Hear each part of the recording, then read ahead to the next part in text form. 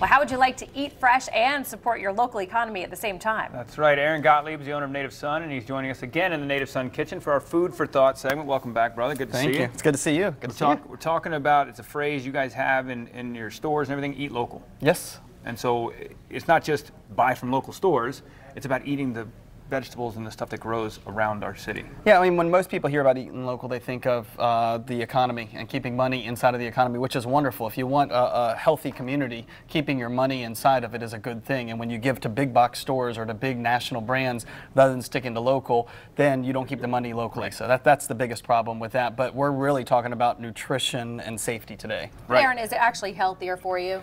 It is and it isn't. I mean, here's where it's healthier for you. You know, a tomato has the same nutrients whether it's from California or whether it's from Florida, but if they pick it unripe in California and then gas it in its distribution on the way, it never had a chance to get its nutrients, and there could be some safety issues long term. So in addition to that, buying local foods, you're also able to get more variety. So we have farmers who bring in purple green beans, black tomatoes, like really interesting things that have more nutrition to them because they're rare and they're not crossbred just for getting it to the shelf.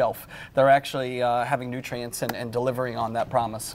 There's also some studies that I've read that talk about the biodiversity in the soil and the air and all of the organisms, living organisms around your area you're living. Eating the food that's grown in that same area, just like local honey, makes that food better for your body. Your body consumes it better. Yes, I mean, immunotherapy is where your body's getting used to the environment and being able to adapt much easier to it.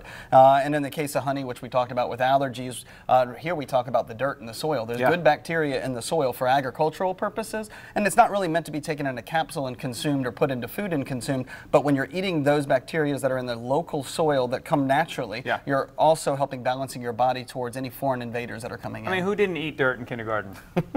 Right? Mud pies were delicious. I did. We all did it. All right, so what do we got here? We got some stuff here, right? So, let's talk about the vegetables that are good right now. Excellent. It's spring, so I really, my favorite things that I see come in is there's tons of different types of summer squash that come through the door, but it is fresh and delicious this time of year. So we have some local squash that we just steamed along with some fresh local corn that we shredded straight off the cob. In addition, we're blessed to have a great dairy called Wayne's Right Dairy in Jacksonville, right outside of Jacksonville in Live Oak, and we use their shredded cheese. So we're going to make some plant-based quesadillas today. Let's do it. Yes, so let's do it. first you just take the sweet potatoes, and you're going to put it on half of the tortilla. Sweet potatoes, yum. Let's put a lot of that. Yes, go for it. Let's do a lot. So just half this way? Okay. This looks delicious. Did you make this? So what my wife did this for me. Just pureed it? Is that what you did? So all you do is steam a sweet potato, and then you mash it up and add a little bit of sea salt. And that is it. So it's much easier and quicker to make this recipe. All right. And then after you're done with that, you're just topping it with a little bit of corn and the crookneck yellow squash. On top of this? Okay. Thank you, Curtis. Corn and squash. I've never thought of putting this together. This looks really good. The first time this recipe was made, I thought my whole family was not going to be as excited, but now people actually go, oh, you're having those quesadillas? Can you make a couple extra and bring them to work? Yeah, absolutely. And then some of the local cheese. The Wayne's Right cheese that's right around the corner from us, which is nice to know. I like a lot of cheese. Can I put a lot on there? Okay, can I just dump it all on there? Not all. That'd be a little overboard. Okay, so that's as simple as it is. And so we've put the recipe on our website. So anybody who wants a quick recipe, all you do is throw it on the skillet and you brown it just like the one we have finished here. With a little oil? Is that what you have on there? I sprayed a little bit of olive oil on it just for to keep it from there we go. Sticking. So that's why we had such an easy time getting it off. And then what, just a couple of minutes and that's it? It is just browning it. So you're talking about 3 minutes on each side and everything's taken care of. The best part of being a plant-based eater though, I love with stuff like this, is you don't have to worry about, oh, is it cooked to temperature for, like meat? You have to think, oh, it's got to be proper temperature and cooked through. Absolutely. These are all vegetables. If it's not cooked, to your browning that you like it more crispy, then you cook it longer. But and one thing to note is you can get different nutrition out of raw vegetables than you can out of cooked vegetables. So local gets the nutrition higher, and then eating them both ways, it serves you well.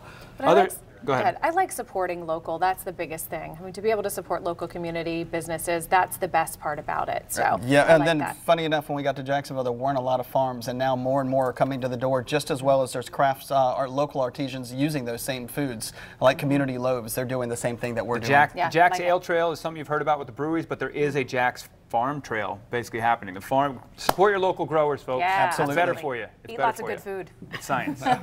We want to thank Native Sun for being here and sharing this great information. And you can visit their locations in Bay Meadows, Mandarin, and Jacks Beach. Remember, if you're looking for local products, check out your local Native Sun because they support independent vendors. Their website is nativesunjacks.com.